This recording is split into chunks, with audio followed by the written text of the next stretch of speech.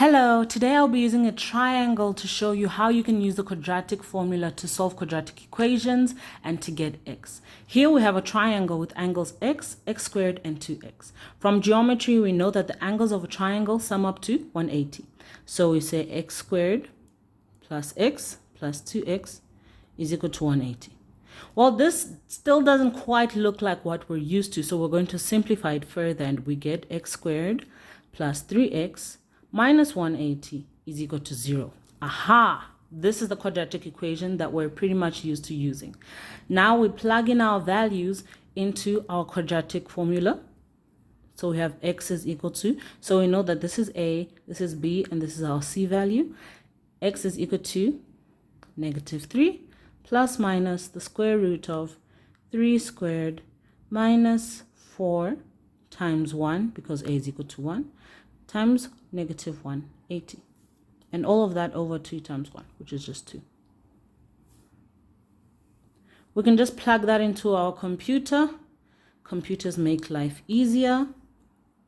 So I have here negative 3 minus the 3 squared, which is 9,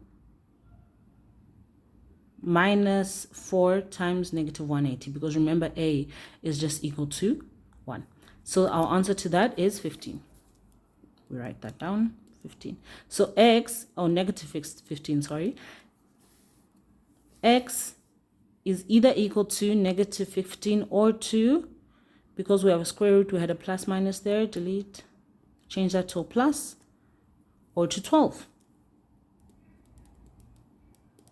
Now, after plugging everything into our quadratic formula, we get two answers for x. We have negative 15 and we have x is equal to 12. Which one is the correct one?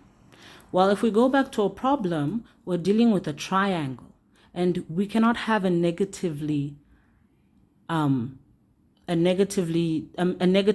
magnitude for an angle. Therefore, we know that x is equal to 12 degrees. Do you see?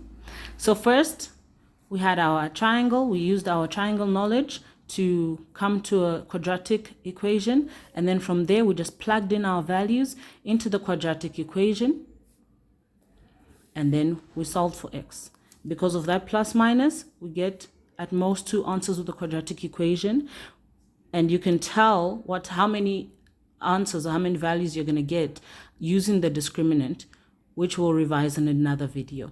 But anyway, for now, here is how you can use the quadratic equation to solve for x.